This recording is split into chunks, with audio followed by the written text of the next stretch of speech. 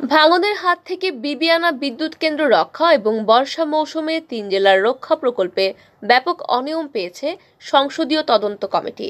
ওই ৩ জেলার ১০ ইউনিয়নের বন্যা প্রতিরোধে হবিগঞ্জ জেলার বিবিয়ানা বিদ্যুৎ কেন্দ্রের সম্মুখে কুশিয়ারা নদীর উভয় তীরের ভাঙন রোধ প্রকল্পটি গ্রহণ করা হয়েছিল। চলতি বছর জুনে প্রকল্পের কাজ শেষ হওয়ার কথা থাকলেও এখনও কাজের প্রায় ৪২% বাকি রয়েছে। প্রকল্প বাস্তবায়নে ধীরগতি নিয়েও নানা অভিযোগ উঠেছে। প্রকল্প প্রস্তাবনা অনুযায়ী কাজ না হওয়ার হুমকির মুখে পড়েছে বিবিয়ানা বিদ্যুৎ কেন্দ্র। এ কারণে আগামী বর্ষা মৌসুমে বন্যার ঝুঁকিও বাড়বে বলে আশঙ্কা করছে সংসদীয় তদন্ত কমিটি।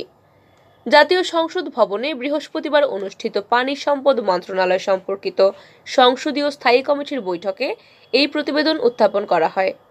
কমিটির সভাপতি রমেশ চন্দ্র সেন এতে সভাপতিত্ব করেন। কমিটি সূত্র জানায়, তদন্ত প্রতিবেদনে নদীর ঢাল ও নদীর তীর প্রতিরক্ষা কাজ দ্রুত সম্পাদনের সুপারিশ করা হয়েছে। সুপারিশে বলা হয়, প্রকল্পের নির্ধারিত সময় আগামী জুন হলেও আগাম বন্যা প্রতিরোধে এপ্রিলের মধ্যেই কাজ শেষ করতে হবে। পানি ধারণ ক্ষমতা বাড়াতে নদীর ড্রেজিং করতে হবে। বিদ্যুৎ প্ল্যান্টগুলোর সামনে জমে থাকা পলি অপসারণ না করে স্ট্রিম তৈরি এবং কুলিং সিস্টেম সচল রাখতে বলা হয়েছে। পানি সরবরাহ নিশ্চিত করতে স্বল্প ব্যয়ে 2টি ইনটেক চ্যানেল নির্মাণ করার সুপারিশ করেছে তদন্ত কমিটি।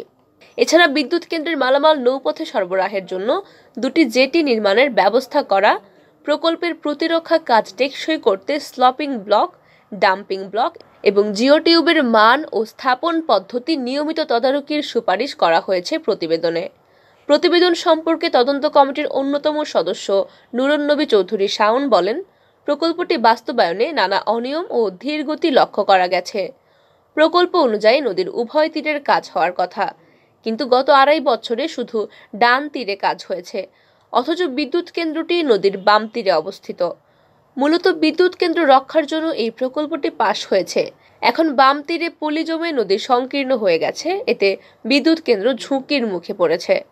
জানা যায়, প্রতি বছর বর্ষাকালে বন্যা নিয়ন্ত্রণ বাঁধ কুশিয়ারা ডাইক ভেঙে হবিগঞ্জের নবীগঞ্জ উপজেলার 5টি, সিলেটের ওসমানীনগর উপজেলার 2টি, মৌলভীবাজার সদর উপজেলার 3টি ইউনিয়নের কয়েক হাজার হেক্টরের ফসল ও হাওড়াঞ্চলের বাড়িঘর ক্ষতিগ্রস্ত হয়।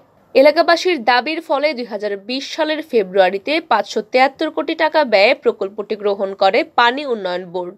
7.4 কিলোমিটার নদীতীর ও ঢাল প্রতিরক্ষায় 2020 সালের ডিসেম্বরে 11টি প্যাকেজে কাজ শুরু হয়, কিন্তু বাস্তবায়ন কাজ শুরু থেকে ধীরগতিতে চলছে। এছাড়া নিম্নমানের উপকরণ ব্যবহার, অদক্ষ লোকবল দিয়ে কাজ করানো এবং বাঁধের সঠিক মাপে মাটির ব্যবহার না করার অভিযোগ রয়েছে।